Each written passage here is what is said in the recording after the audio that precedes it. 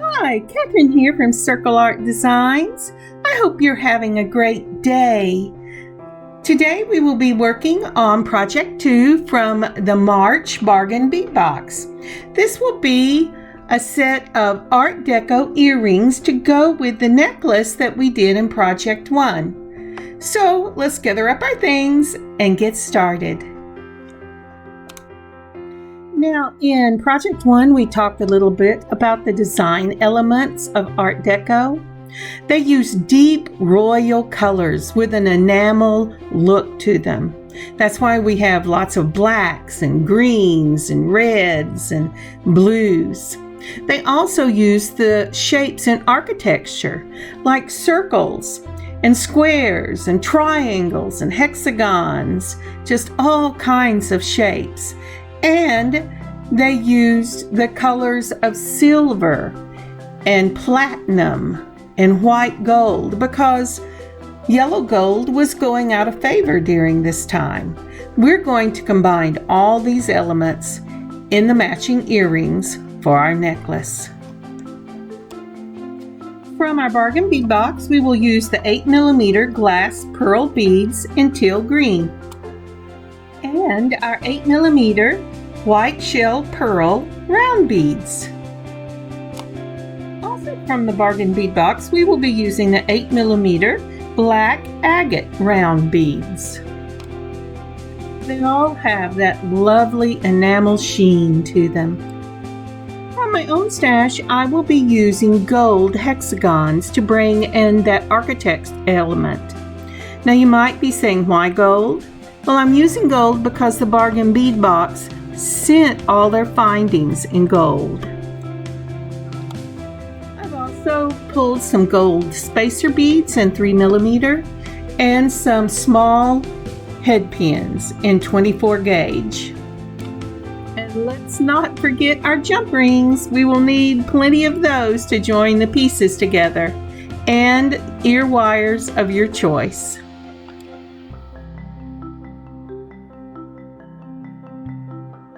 Now for tools, you're going to need your straight nose pliers, your chain nose and round nose pliers, and I also, although I didn't put that down, know you're going to need wire cutters.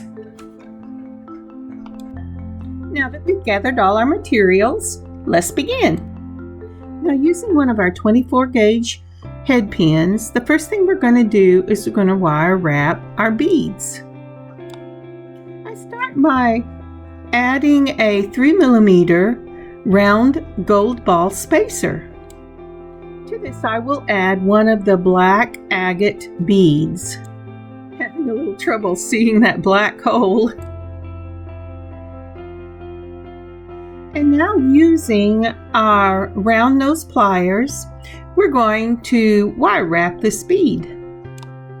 Taking my round nose plier, I'm going to put it right up against the bead, and I am going to bend the wire over the top of my pliers. Then I'm going to turn the pliers where the bead is now at the bottom, and I'm going to bring it under the plier so that the wire has made a loop. Using my curved nose pliers, I am really pulling that loop so that it gets small because there's just a little bit of wire left, and then I will wrap around the loop, or I'm sorry, the wire twice. Now taking the loop out of my round nose, I will hold the loop with my round nose across so that I don't bend it, and then tighten the wire and snip it.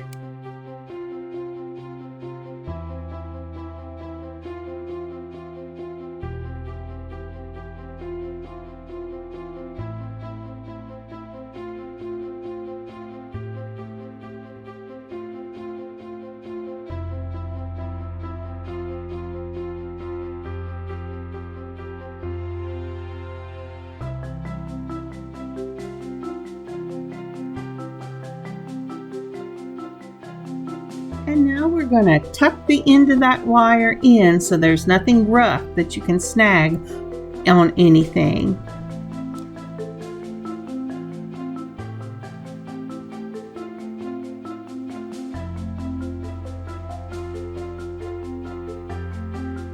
And there you have it.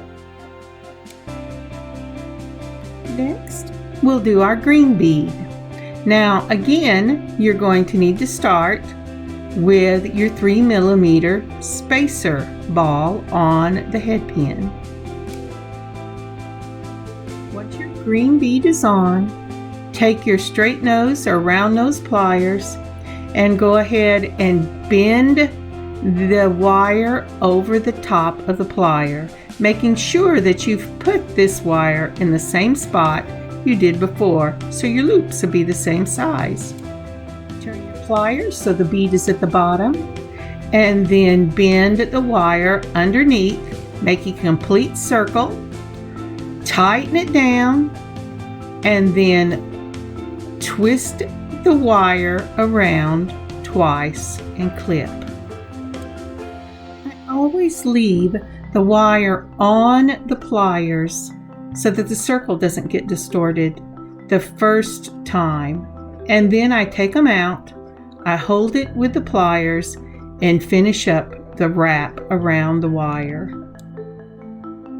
Once you clip your wire, make sure you check for anything hanging out, and you want to take and mash that in so that there's no rough edges on your bead.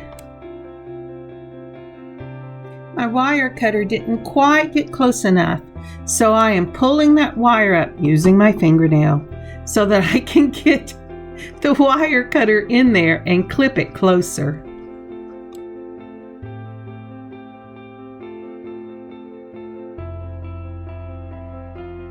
I am determined to get that flush up against that bead.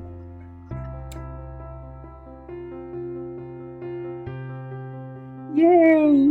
Okay, now I can mash it down with my pliers and tuck it in. I don't know if I've asked yet, but would you please like this video and leave a comment? It helps a lot. Thank you. And there we have it. Isn't that a beautiful enamel luster on that bead?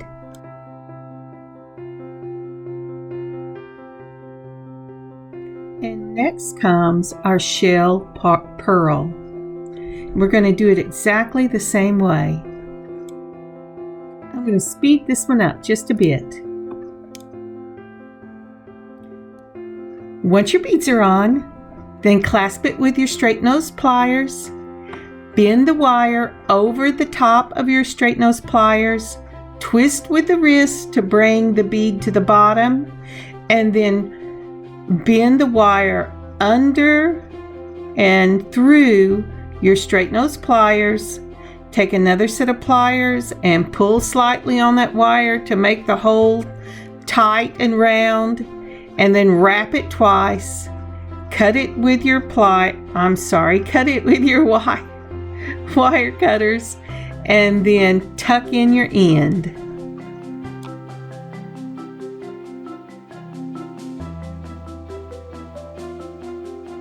So the pattern I will be using involves 2 of the hexagons in your 3 different colored beads, and it will look like this.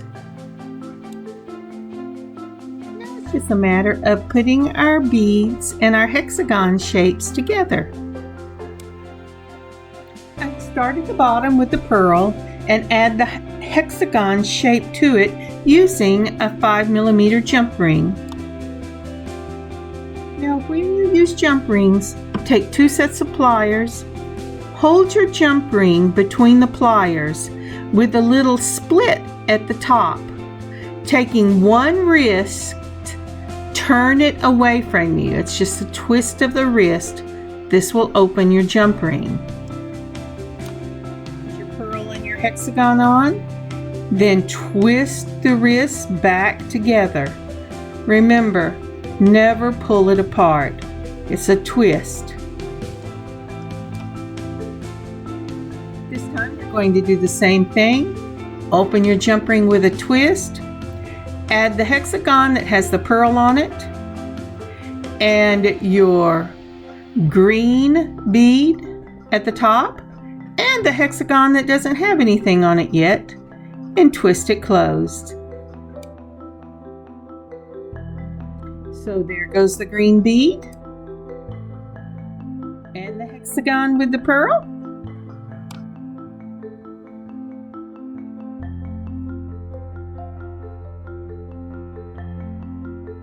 And the next hexagon, and close up with a twist that jump ring.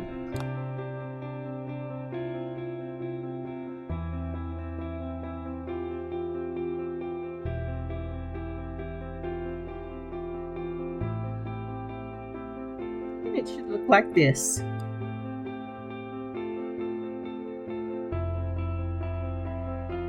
And now to add our last bead. You're going to open your jump ring with a twist. You're going to put on your black bead. Then you're going to put on your component. And then you're going to close your jump ring. Remember, when you close that jump ring, always twist it back towards yourself.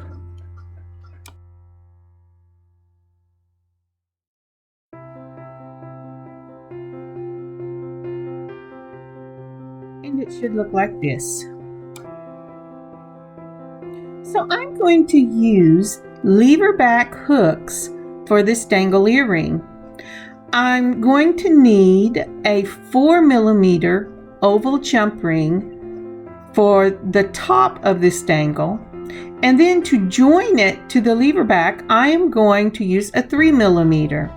I'm using two different sizes because I do not want to add a lot of length to this already lengthy earring, nor do I want to add any more bulkiness at the top. So that's why I'm using the two different jump rings.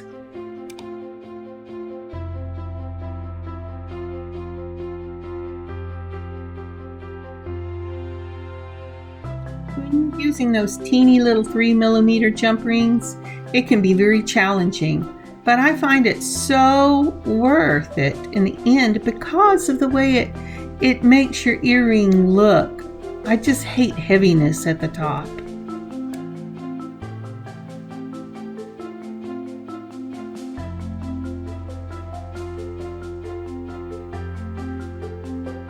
So believe it or not, both your component and your hook will go on this little bitty jump ring. But sometimes you have to switch out for a much thinner plier to have room to get them in that jump ring.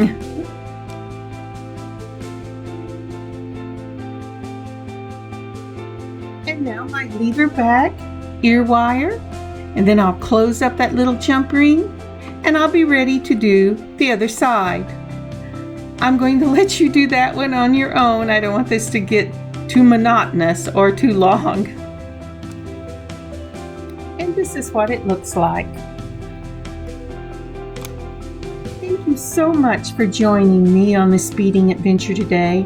I hope you've enjoyed learning how to do these Art Deco dangles. They'll look great with the necklace we made.